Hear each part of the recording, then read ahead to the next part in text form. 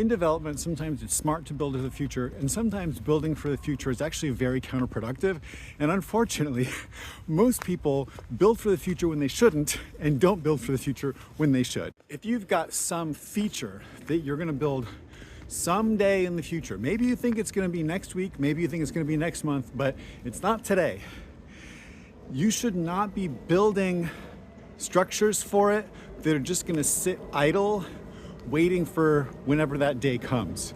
Because by the time that day comes, and it'll probably be much later than you expected, all of your assumptions around how you're going to build that feature have almost certainly changed. I have never once in my entire career, 20 plus years, had an idea for a future feature, and then months later when I actually got around to building that feature, built it similar to how I originally conceived of it.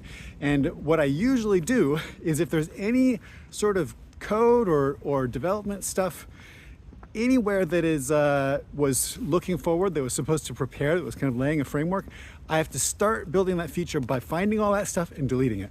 It's not useful to do that. It's much better to just wait until you're going to actually build the feature to start building the feature.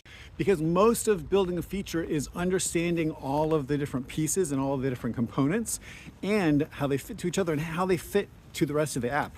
So if the app changes in the future, then that's changed. And if in the future you don't happen to remember all of the details that you remembered when you started, you have to start over anyway, and it's just better to start over. Now, where it is valuable and important to build for the future is when you're thinking about maintainability. So I'm talking about not building for features that don't exist yet, but building so that when in the future you do build those additional features, it's easy to do so. So this is things like using a reusable for any sort of self-contained component. As many reusables as you can.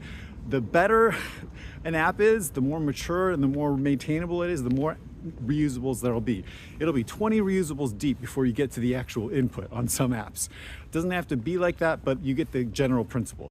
And there's a whole host of probably 1,000, 1,000,000 other ways that you can build for the future to be maintainable. Those are the ones that you want to build and take the extra time no matter what. And unfortunately, most people get it backwards. They know that someday they're going to have an admin, and so they half build all of this admin stuff, or they put one property in, and that just clutters stuff. It just is confusing, it's distracting, it slows all development down until you get to it, and when you finally do get to it, you're probably going to delete it anyway.